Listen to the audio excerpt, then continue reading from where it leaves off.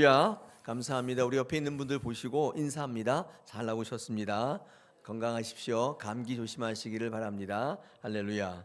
네, 오늘 어제 얼마나 추운지 코가 막 아프더라고요. 코가 안 높았길 다행이지. 높았으면은 큰일 날 뻔했습니다. 자, 오늘은 열심보다 방향이 중요하다는 제목을 가지고 말씀 묵상 9번째 시간 이어가겠습니다. 여러분, 신앙에는요, 우리 기독교 신앙은 그렇다고 제가 여러 번 말씀드렸는데 지성이면 감천이다가 안 통합니다. 저희 기독교는 그렇게 신앙하는 게 아니에요. 무조건 열심히 하면 된다가 아닙니다. 이 방향이 굉장히 중요하다는 것입니다. 이 방향이 잘못되면 열심을 낼수록 빨리 망해요. 이 방향이 올바로 된 다음에 목적과 방향을 설정을 잘하고 난 다음에 그 다음에 열심히 있어야 돼요. 그러니까 방향과 목적이 없어요. 뭐 어디로 뭘 어떻게 하는지 잘 모르는데 그냥 열심히 하면 된다고 생각해서 하면 열심히 하면 할수록 이상한 데로 간다 그 말이죠. 여러분, 그래서 열심도 굉장히 중요하지만 더 중요한 것은 방향이다. 그러니까 어디를 향한 방향이냐, 이 방향성이 굉장히 중요한 것이죠. 성경에 보면 자기 열심이 있고 하나님의 열심이, 두 가지 열심이 있습니다. 근데 이 자기 열심은 자기를 향해 있는 열심이고요. 하나님의 열심은 하나님이 열심을 막 한다 그런 뜻이 아니라 하나님을 향한 열심입니다. 우리 고린도후서 11장 2절에 보니까 내가 하나님의 열심으로 너희를 위하여 열심을 내노니 내가 너희를 정결한 처녀로 한 남편인 그리스도께 드리려고 중매한다. 이렇게 사도 바울이 얘기하고 있어요.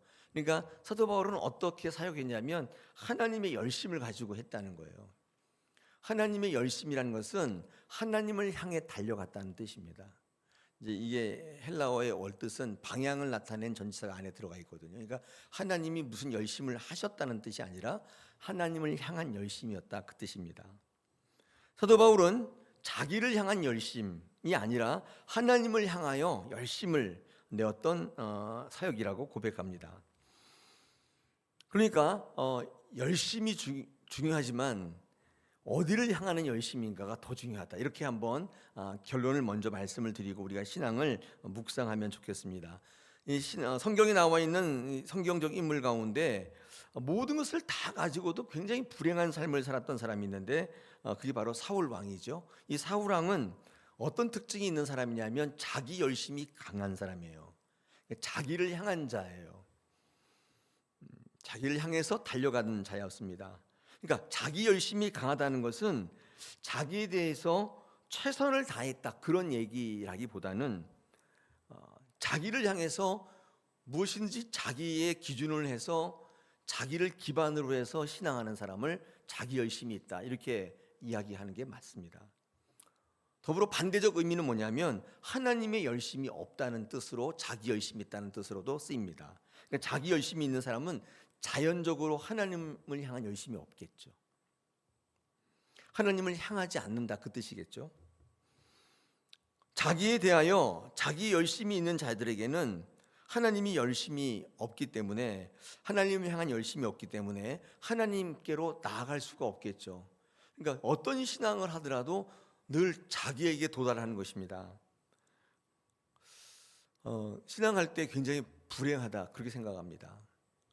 우리가 몰랐을 때에는 내 열심을 통해서 뭘 하려고 했는데 그런데 신앙이 좀 성숙해지면 이제 하나님의 방법으로 하나님께로 달려가는 신앙을 반드시 하셔야 되겠죠. 여러분, 하나님의 방법, 하나님의 방향 이 굉장히 중요합니다. 이게 뭐냐면 하나님의 방법과 때를 아는 것이 신앙이라고 제가 여러분에게 말씀드렸는데 신앙할 때 하나님이 원하시는 방법과 하나님이 원하시는 때 이 두 가지가 전체 신앙을 결정하거든요. 신앙할 때 하나님의 이름으로 하나님의 이름을 포장해서 자기를 이루기 위한 열심인지 아닌지를 늘 돌아보시기를 축복합니다. 특히 교회 사역하시는 분들은 이 사역을 내가 왜 하나 늘 돌아보셔야 돼요. 저도 마찬가지고 나를 위한 사역이냐 하나님을 위한 사역이냐 하나님께로 달려가고 있는가 이런 주제를 늘 생각하셔서 여러분의 사역이 향방 없는 것처럼 허공을 치는 것처럼 하지 않게 되시기를 축복합니다. 이 사도 바울은 하나님의 열심이라고 말한 이유가 있는데, 하나님을 향한 열심이라고 말한 이유가 있는데, 그게 뭐냐면 자기의 열정, 자기 열심으로 일했던 경험이 있기 때문입니다. 사도행전 9장에서 사도 바울은 그 자신이 이것을 뼈저리게 체험한 적이 있죠. 열심히 하나님을 믿노라고 하나님께 달려간다고 했는데 그 열심이 잘못돼 가지고 예수를 믿는 사람을 열심으로 잡아 죽이는데 최선을 다했던 적이 있지 않습니까? 해외 출장까지 가가지고 구속영장 받아 들어가지고 해외 출장까지 가서 예수 믿는 사람들을 잡아오는 그 열심을 다했는데 그게 하나님을 향한 열심인 줄 알았어요. 나중에 알고 보니까 그게 아니었던 거예요. 방향이 잘못됐어요. 열심히 방향을 잃으면 열심히 하지 않는 것만 못하게 되죠. 열심은 열정이 중요한 게 아니라 방향이 굉장히 중요하다. 사도 바울도 이것을 체험을 한 것입니다. 오늘 이 시간에 여러분 열심히 믿고 계시지 않습니까? 여러분에게는 여러분 이 자리에 모이신 분들 다 열심히 있는 분들이 틀림없어요. 이 수요 사경에 나오시는 것은 사실 새벽 예배만큼 힘들어요. 수요일 날 뭘 하다가 딱 그만두고 딱 나오는 것은 정말 힘든 일이죠. 한국 교회에 손꼽히는 분들이세요. 아멘. 진짜 아멘 하셔도 진짜 아멘이에요. 제가 대전에 제법 큰 교회에 설교를 한번 하러 갔었어요. 근데 주일 저녁 예배였는데 성도 한 2,000명 모이는 교회인데 저녁 예배에 몇 명 앉아 있는 줄 아세요? 100명이요? 그럼 제가 말을 안 하죠. 요만큼. 저 거짓말하는 거 아니에요. 요만큼. 제가 깜짝 놀랐어요. 제가 목사님한테 아니 어떻게 이렇게 별로 없습니까? 오늘 무슨 행사 있습니까? 했더니 원래 저녁엔 안 와요 별로. 그렇게 얘기하시더라고요. 저는 그래서 2,000명 모인다는 교회라서 굉장히 많이 있어서 준비를 좀 잘해 갔는데 아니 가보니까 여러분 이렇습니다. 제가 왜 한국에 손꼽힌다고 하냐면 그냥 빈말이 아니라 진짜예요. 여러분 지금 열심히 믿고 있잖아요. 그죠? 할렐루야. 네. 근데 그거보다 더 중요한 게 무엇을 향한 열심이냐가 더 중요하다 그 말이에요.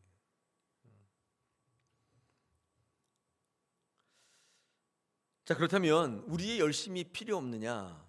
하나님을 향한 열심이 있고 나를 향한 열심, 내가 열심을 내고 열정을 내고 노력하고 이런 건 필요 없느냐? 그렇지 않습니다. 그것도 필요하죠. 왜냐하면 성경을 읽어보면 예수님을 만났던 모든 사람들이 한결같이 열심으로 행하는 사람들이었어요. 그러니까 하나님을 향한 열심도 있었지만은 그 전에 어떤 일을 주어지든지 간에 열심히 하고 최선을 다하고 그런 사람들이었습니다. 예수님을 만났던 인류의 행운아가 있는데 거지 바디메오, 우리 마가복음 10장에 있는데 이 거지 바디메오 같은 경우를 보면 이제 여리고 성문에 매일같이 출근해서 눈도 안 보이니까 거저 깔고 깡통 놓고 한 번 주세요 이게 구걸하는 거지였잖아요. 근데 예수님이 그 여리고 성을 지나간다는 소리를 듣고 어떻게 해요? 막 다윗의 자손 예수여 막 그러면서 막 소리치고 난리였잖아요. 근데 옆에 있는 사람들이 막 조용히 하라고 막 때리고 구박하는데도 포기하지 않고 그 주님을 찾는 그 열정이 있잖아요. 열정. 그는 주님을 딱 만났어요. 거기에 딱 지나가는 주님을 딱 만나는 기회를 딱 잡은 거예요. 열심히 있는 사람을 하나님 사용하시죠. 열심도 없고 열정도 없고 그런 사람을 사용하시는 게 아니라 열심이 중요합니다. 이런 베드로가 예수님의 눈에 띄었던 것은 어쩌면 제 묵상인데 밤새도록 그물질했는데 한 마리도 고기를 잡은 게 없는데 그래도 포기하지 않고 끊임없이 그물을 던지는 그의 열심을 주님이 보시지 않았을까요? 저는 그런 묵상을 한 적이 있어요. 안 된다고 그냥 다 포기해버리고 이건 아니라고 생각해서 다 거부해버리고 거절하고 그런 게 아니라 안 되지만 계속 한 거예요. 그런 열심을 주님은 베드로 속에서 보신 게 아닌가. 그래서 그를 제자로 부르신 게 아닌가 생각해 봅니다.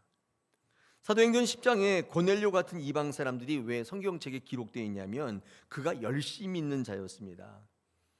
고넬료 주님을 찾는데 포기하지 않고 찾고 끈질기게 메어 달리는 믿음의 열정이 있었단 말이에요. 그러니까 하나님께서 쓰시는 많은 사람들은 열정이 있고 열심이 있는 사람들입니다. 그냥 가만히 있는 사람들이 아니에요. 하나님을 향한 열심이, 방향이 중요하다. 내 마음속으로 방향만 정해놓고 아무것도 하지 않는 게 아니라 열심이 있었다는 것입니다. 예수님은 분명히 열심히 있는 자를 쓰시는 겁니다.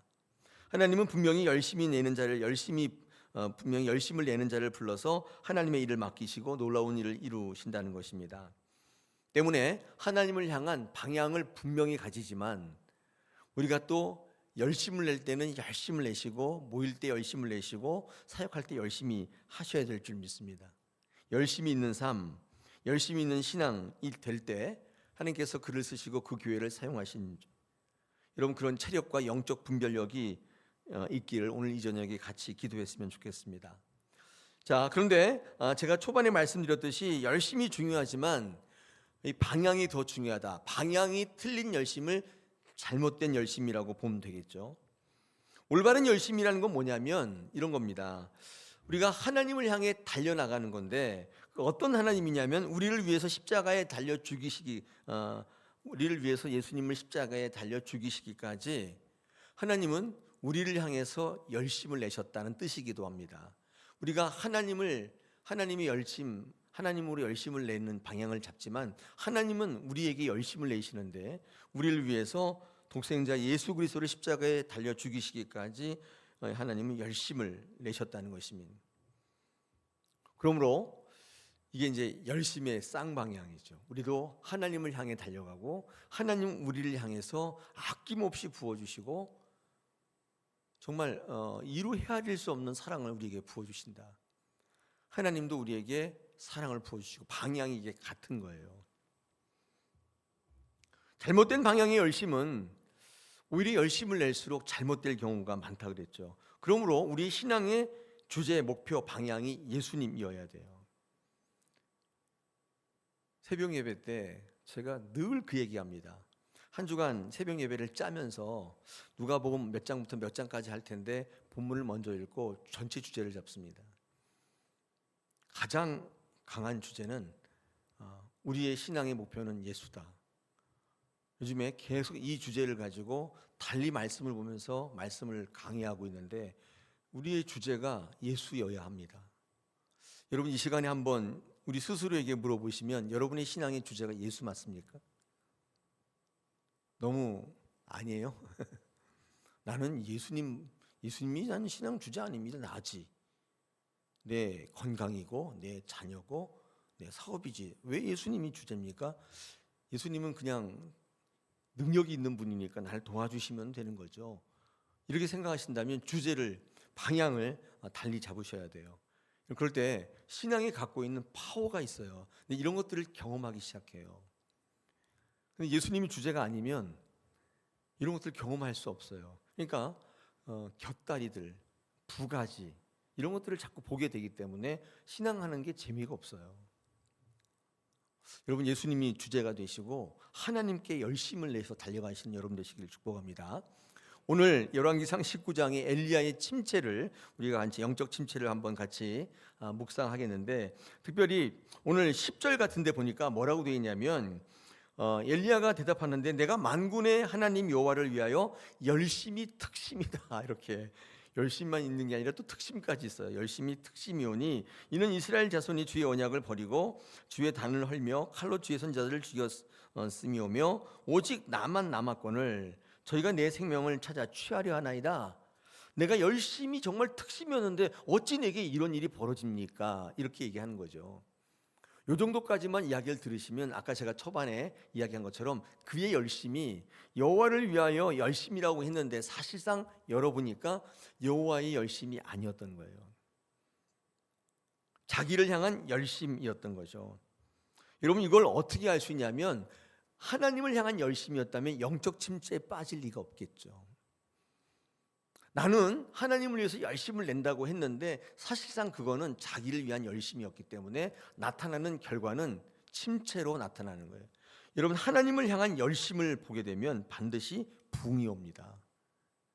하나님께 방향을 잡고 신앙하면 반드시 부흥이 오고 이름은 주여 주여 불렀지만 여호와를 위한다고 슬로건은 내걸었지만 그 내용물은 나를 위한 열심이라면 오늘 엘리야처럼 이렇게 영적 침체에 빠질 수 있다는 사실을 우리에게 말씀합니다. 엘리야는 인간적 열심이 특심이었어요. 그런데 이상하게 우리는 엘리야의 낙심을 지금 보고 있습니다. 열심을 냈는데 낙심을 보고 있는 거예요. 왜 이럴까요? 아마 우리 신앙할 때 이런 부분들을 많이 경험하는 분들이 있어요. 열심히 했는데 좌절이 있고, 내 나름대로 뭔가 열심히 했는데 힘든 상황이 되고, 이런 거 있잖아요. 이럴 때 한번 힌트를 얻어보세요. 아, 내 열심이 하나님을 향한 열심은 아니었구나.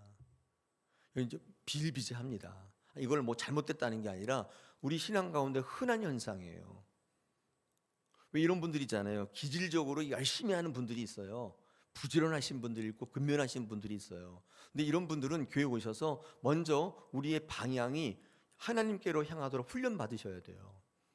이게 안 되면 교회 오셔서 계속 자기를 향한 열심, 우리 엘리야처럼 여호와를 위하여라는 슬로건은 걸었는데 자기를 향한 열심이 있기 때문에 열심을 내면 낼수록 엘리야처럼 영적 침체에 자꾸 빠지는 거예요. 그 누구의 잘못도 아닙니다. 우리 전체, 우리 공동체의 잘못이에요. 그렇게 양육하지 않았기 때문에, 그렇게 방향을 잡지 않았기 때문이에요. 자연적으로 그쪽으로 흐르는 거예요. 누구의 잘못도 아니라 우리 공동체 전체 잘못이에요. 신앙의 물줄기를 그렇게 잡았으니까 그런 거예요. 여러분, 엘리야는 오늘 10절의 말씀처럼 열심이 없는 사람이 아니었다고, 열심이 특심이었습니다. 그런데 자기에게 열심이었던 사람입니다. 여러분, 40절, 우리 오늘 본문은 아니고 18장 40절에 보면 이 엘리야가 850명 바알과 아세라 선지자들을 이겨서 죽이거든요. 그런데 이 40절에 이렇게 되어 있습니다. 엘리야가 그들에게 이르되 바알의 선지자를 잡되 그들 중 하나도 도망하지 못하게 하라 하매 곧 잡은지라. 엘리야가 그들을 기손 시내로 내려다가 거기서 죽였다. 이렇게 되어 있잖아요. 그러니까 850명을 이겼어요. 싸워서 이겨서 막 하늘에서 불이 떨어지고 난리가 났단 말이에요. 이겼어요. 근데 이 바알과 아세라 선지자들을 처리하는 방법이 기손 시내가에 내려가서 죽였다, 이렇게 돼 있는데 우리가 그냥 읽을 수 있는데 참고서 읽어보면 이 참고서들이 전부 뜨악해요. 이거 하나님의 방법이 아니라는 거예요. 기손 시내가에서 안수하고 기손 시내가에서 세례주고 시내가에서 뭐 죽이고, 이거 전부 이거는 기본 족속들의 그거예요. 이게 우리가 참고서 읽어, 우리 잘 모르잖아요. 성경에 보니까 읽어보면 그렇게 주석이 되어 있어요. 그러니까 엘리야는 하나님의 방법대로 사는 열심은 아니었던 거예요. 그래서 영적 침체가 찾아온 거예요. 가난한 사람들의 방법을 쓰는 거예요. 엘리야는 너무 열심을 내다 보니까 하나님의 방법도 잊어버렸어요. 자기를 향해 열심히 달려가다 보니까 하나님이 누군지도 아마 까먹었던 것 같아요. 850명을 그냥 완전히 격파할 만큼 능력이 있었는데 하나님의 방법이 아니에요. 기손 시내가. 모든 주석가들이 놀래요. 하나님을 위한 것이라면 하나님의 방법으로 가야 합니다. 엘리야는 자기 방법으로 자기 열심으로 하고 있는 거예요. 엘리야의 열심은 빗나간 열심이었고 방향성을 잃어버린 열심이었던 것입니다. 오늘 주어진 본문이 주목받는 이유 중에 하나가 이런 엘리야의 침체와 슬럼프와 우울증의 특징이 뭐냐, 이게 위대한 승리 이후에 온다는 것이 관전 포인트예요. 일이 되게 안 돼요. 하는 것마다 다 안 되고 다 망해요. 되는 게 없어요. 그래서 슬럼프가 온 게 아니에요. 위대한 승리를 했다니까요. 1대 850으로 싸워 이겼다니까요. 이 이후에 영적 슬럼프가 찾아오는 것입니다. 승리 이후의 슬럼프, 되게 아이러니하죠. 앞뒤가 안 맞죠. 승리 이후의 환희, 승리 이후의 자신감, 이게 맞는 말인데 승리 이후의 침체가 오고 있는 것입니다. 이 이유가 뭔가, 제가 말씀드렸던 것처럼 방향이 잘못되면 항상 이런 걸 체험하게 돼요. 제가 목회하잖아요. 목회하는데 뭔가 잘 됐는데 그 다음에 침체가 와요. 그때 알아야 돼요. 이게 하나님 방법이 아니었구나. 인간의 방법을 하면 좀 빠르고 뭐 할지 모르겠는데 그렇게 되면 하나님이 역사하실 시간적 영적 겨를이 없어요. 하나님께 맡겨드려야 되거든요. 여러분 한번 신앙할 때 꼭 그렇게 한번 해보십시오.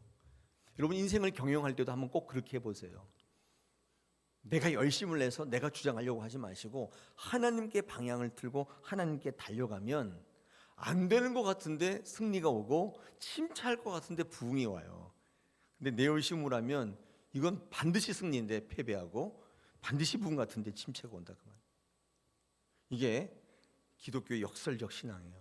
하나님이 주인 되느냐 여러분이 주인 되냐는 완전히 판이하게 나눠지게 된다는 것입니다. 여러분 오늘 엘리야의 영적 침체는요 왜 찾아왔느냐를 보면 여기에 하나님을 향하게 할 수 없게 하는 하나님을 향한 열심일 수 없게 만드는 여러 가지 요소들이 좀 있습니다. 그 첫 번째가 오늘 2절에 보면 이세벨의 위협이 있다는 것입니다. 2절을 보시겠습니다. 이세벨이 사신을 엘리야에게 보내어 이르되 내일 내가 이맘때에는 반드시 내 생명을 저 사람들 중 한 사람의 생명과 같게 하리라. 그렇게 하지 아니하면 신들이 내게 벌 위에 벌을 내림이 마땅하니라 한지라. 이세벨이 작심을 한 거예요. 너 엘리야 너 두고 보자. 내가 너 완전히 없애버리겠다. 내가 이거 못하면 모든 신이 나한테 벌 내릴 거다. 이 말을 딱 들으니까 좀 표현이 과하죠. 너 각오해. 이 정도면 뭐 괜찮았을 텐데 내가 너를 없애지 않으면 모든 신이 나한테 벌을 내릴 거다. 이 말을 딱 듣는 순간 마음이 무너지는 거예요. 우리 그럴 때가 있잖아요. 여러분 이세벨의 위협 때문에 엘리야의 영적 침체가 왔다고 제가 지금 말씀드렸는데 사실은요 그 말도 사실은 아니에요. 왜냐하면 이런 위협이 처음은 아니기 때문에 그래요. 아합과 이세벨이 다스리던 이 시대에 믿는 사람들을 잡아서 죽이던 일은 비일비재했습니다. 이때 엘리야가 활동했기 때문에 그런 위협은 늘 있었는데 그때마다 영적 침체를 겪은 게 아니에요. 그 말을 들었을 때 하나님을 향하던 내 마음의 중심이 이상하게 이게 나한테 이렇게 방향이 돌려진 거예요.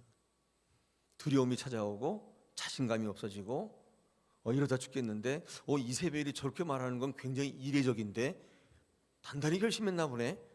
마음이 무너지기 시작하는 거예요.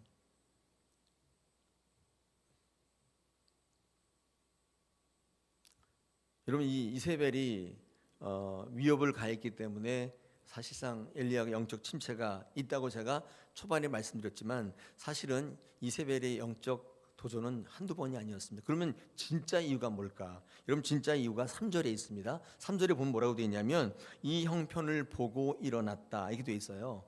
그러니까 엘리야가 그전에는 형편을 잘 안 봤어요. 하나님만 바라보고 하나님을 향해서 달려나갔는데 그러다 보니까 양쪽을 돌아볼 겨를이 없어서 그냥 하나님만 보고 달려나갔는데 무슨 이유 때문인지 모르겠는데 이 엘리야가 형편을 보기 시작했다. 여러분 형편을 보았다는 말은 무슨 말이냐면 하나님을 전적으로 의지하지 않았다 같은 말이에요. 또 계산을 했다는 이야기고 염려 걱정이 들어왔다는 얘기고 상황 판단이 되어지기 시작했고 그러니까 두려움이 확 몰려오기 시작했다. 여러분 이세벨의 위협은 그냥 하나의 이유였어요. 상황을 딱 보니까 그랬다는 거예요. 예수 믿는 건 무턱대고 믿으셔야 돼. 진짜 그래요. 계산하기 시작하면 절대로 단 한 발자국도 앞으로 못 나갑니다. 그런 분들은 계속 세상을 근거해서 살아요. 그렇게 하지 마시고 예수를 근거해서 예수님이 말씀하시니 내가 나아가겠습니다. 주님이 멈추라고 하시니 멈추겠습니다. 예수님의 말씀에 민감한 인생을 한번 신앙을 해보십시오. 적극 추천드려요. 여러분 그렇게 되려면 어느 날 갑자기 안 됩니다. 훈련 받으셔야 돼요. 우리 마태복음 14장에 무리를 걷는 베드로 있잖아요. 28절에 보니까 마태복음 28절에 베드로가 대답하이로되 주여 만일 주님이시거든 나를 명하사 무리로 오라 하소서 하니 오라 하시니 베드로가 배에서 내려 물 위로 걸어서 예수께로 가되 30절에 보니까 바람을 보고 무서워 빠져가는지라 소리 질러 이르되 주여 나를 구원하소서 하니 예수께서 즉시 손을 내밀어 그를 붙잡으시며 이르시되 믿음이 작은 자여 왜 의심하였느냐 하시고 배에 함께 오름에 바람이 그친지라. 베드로가 왜 물에 빠졌냐면 바람을 봤다 해. 이게 큰 주제예요. 그냥 예수님만 보고 갔으면 안 빠졌어요. 근데 이렇게 밑에 본 거예요. 그러니까 파도가 쫙쫙 치고 바람이 부니까 그때부터 빠져나가기 시작하더라. 신기하지 않습니까? 에이, 그거 성경에 나와 있는 말이군요. 천만에요. 우리의 삶의 원리도 똑같습니다. 저는 이런 말씀 읽을 때 굉장히 환희를 느끼는데, 왜냐하면 제가 풀리지 않는 인생의 문제들이 풀려나가는 거예요. 그때 왜 그렇게 됐는지 이제 알게 되는 거예요. 왜 그랬는지 상황을 자꾸 본 거예요. 성도들의 말이 자꾸 마음이 흔들렸던 거예요. 그냥 하나님께 기도한 대로 말씀을 받은 대로 그냥 묵묵히 나갔으면 되는데 막 이거 보고 저거 보고 흔들리니까 이러면 어떨까? 그러니까 막 빠져나가는 거예요. 계속. 여러분 어떠세요? 신앙 목표 딱 잡고 예수님 딱 잡고 예배하기로 결단하고 한번 나가보십시오. 하나님만 보고 나가보세요. 그게 승리가 될 텐데 에이 그런다고 됩니까? 이렇게 하는 순간부터 바람도 보고 다 보여요. 그때부터 빠져나가기 시작하는 것입니다. 이 베드로는 기가 막힌 영적 체험을 한 거예요. 파도를 보고 바람을 보았을 때 그러면 바다에 빠진 것처럼 실족을 경험하게 되지 않습니까? 그러니까 베드로의 진짜 이유는 상황을 보았기 때문에 예수님 보지 않고 그 앞에 예수님만 보고 나갔더라면 영적 실족, 영적 침체는 없었을 텐데 그러므로 이 마태복음 14장에 베드로가 물에 빠지는 사건은 우리에게 묻고 있어요. 너는 지금 무엇을 보고 있느냐? 방향이 매우 중요하다. 여러분 뭘 보고 계세요? 새벽에는 우리 믿음의 사람들이 나오니까 제가 항상 얘기하는데 우리들끼리 얘기면서 이렇게 제가 전제를 붙이고 항상 이 고민을 예수님 보고 나가셔야 된다. 그 신앙을 하셔야 된다고. 다른 건 다 차지하고 뭐 어쩌고 저쩌고 다 내려놓고 예수님을 보고 있느냐 이게 안 되면 그 다음부터 다른 건 다 의미가 없어요. 신앙은 그렇습니다. 만약에 베드로가 예수님 바라보고 갔더라면 빠지지 않았겠죠. 그나마 예수님 쪽으로 갔기 때문에 물에 빠졌는데 건짐을 받잖아요. 만약 이쪽으로 갔더라면 못 건짐을 받았겠죠. 창세기 강의할 때 노아의 방주 옆에 창문이 없다고 제가 그랬잖아요. 노아의 방주에는 창문이 위쪽에만 지붕에만 있습니다. 하나님만 바라보게 하기 위한 거예요. 바라보는 방향이 굉장히 중요하죠. 얼마나 열심히 바라보았는가, 얼마나 자주 바라보았는가 보다 어디를 바라보는가가 더 중요한 문제다. 이게 신앙의 문제거든요. 여러분 옆을 바라보면 우울증이 온다 그랬죠. 천지가 다 홍수가 나서 그 부유물이 다 떠다녀요. 시체도 떠다니고 뭐 다 떠다니는데 이렇게 볼 때 얼마나 우울하겠어요. 근데 그런 거 안 보여주시고 하나님만, 하늘만 바라보게 하니까 소망이 생겨서 그 물이 창이란 그 시기들을 이기게 하시잖아요. 여러분 이세벨과 같은 이런 위협은 늘 우리 주변에 잔존하고 있습니다. 우리의 영적 침체는 그것 때문에 오는 게 아니에요. 자꾸 상황을 바라보는 거예요. 여전히 어렵고 힘들고 사단은 우리를 넘어뜨리려고 도전이 극심해요. 우리의 심령을 들쑤시고 우리의 의지와 결정을 결핍하게 만들고 그렇지 않습니까? 우리가 지금 어디를 보고 있는가? 나를 보고 있는가? 하나님을 보고 있는가? 이 방향이 여러분의 신앙을 결정지을 겁니다. 얼마나 열심히 했는가? 얼마나 자주 했는가? 이것도 중요하지 않는 문제진 않지만 방향성보단 덜 중요하다.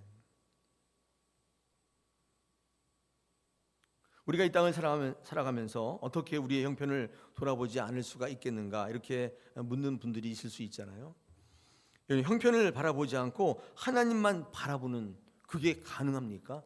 먹고 살아야 되고 이 사람 저 사람 부대껴야 되고 뭐 이런 거 다 쳐다보면서 살아야지 어떻게 하나님만 바라보고 삽니까? 이렇게 말하는 분들이 있잖아요. 근데 사실 진짜 그래요. 그건 불가능하죠. 여러분 그런데 그런 환경 속에서도 하나님만 바라보는 삶을 이룰 수가 있는데 방법이 하나 있는데 그게 예배예요. 예배를 드리게 되면 하나님을 바라보게 되고 하나님의 관점으로 조금씩 바꿔줘요. 예배를 안 드리면 이게 전혀 안 돼요. 여러분 한번 주변에 보십시오. 예배를 드리는 분과 안 드리는 분의 생각 차이와 방향 차이와 굉장한 차이가 있어요. 예배를 드렸다고 해서 막 기적이 나타나서 오병이 그런 건 아닌데 방향성이 달라져요. 그러니까 이 땅을 살아갈 때 하나님만 바라보고 살아갈 수 있는 유일한 방법이 예배하는 자리인 것입니다. 세상의 시각을 하나님의 시각으로 바꿔주는 것입니다. 여러분, 그래서 한국 교회 전통의 이거는 예배를 만들어 놓는 거예요. 제가 이제 외국을 가보잖아요. 우리나라 같이 예배를 이렇게 많이 드리는 나라가 없어요. 이탈리아를 가봐도 네덜란드의 뭐 조카 사이의 목사의 말을 들어봐도 외국에서 목회하는 미국에서 이런 미국은 좀 다른데 어쨌든 보면 우리나라가 정말 예배를 잘 드리는 것 같아요.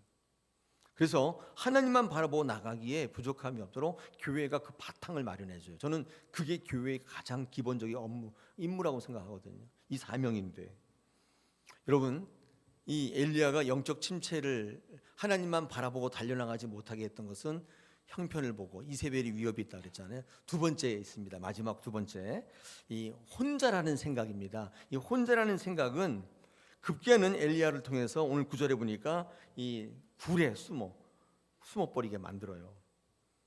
그렇죠. 오늘 18장 19장 9절에 보니까 뭐라고 되어 있습니까? 19장 9절에서 엘리야가 그곳에, 오늘 읽지는 않았습니다만 엘리야가 그곳 굴에 들어가서 거기에 머물더니, 그렇죠, 이렇게 되어 있죠. 그러니까 굴에 들어가서 숨어요. 영적 침체는 급기야는 이제 굴로 밀어 넣는 것입니다. 주변과 단절시키게 만들고 혼자 있게 만드는 거예요. 근데 하나님이 그에게 물으세요. 9절과 13절 읽진 않았는데 네가 어찌하여 거기에 있는가 이렇게 묻습니다. 우리 하나님은 늘 어디 있느냐고 자꾸 물으세요. 그렇죠? 아담에게도 선악과 따먹었을 때 어디 있느냐 묻지, 너 무슨 짓을 했냐 묻지 않았다 그랬죠. 지금도 엘리야 너 왜 그러느냐 이렇게 묻지 않으시고 너 지금 어디 있느냐, 항상 위치와 방향을 물어요. 넌 지금 어디를 향하고 있느냐 이 말이잖아요. 하나님에게 중요한 것은 이유가 아니라 우리의 위치예요. 우리의 방향이 중요하다. 여러분, 여러분의 지금 있는 위치, 여러분이 지금 돌려 있는 이 자세 방향이 굉장히 중요하죠. 학교에서 떠드는 애들은 항상 몸이 삐뚤어지게, 선생님이 판사할 때 얘기하려고 항상 자세가 이렇게 삐뚤어져 있잖아요. 어떤 신학자가 우리 신앙을 결정짓는 것은 자세와 태도다 그랬어요. 어떤 자세, 어떤 태도를 갖냐가 여러분의 신앙을 결정짓는다. 굉장히 간단하면서 굉장히 심오한 얘기인 것 같아요.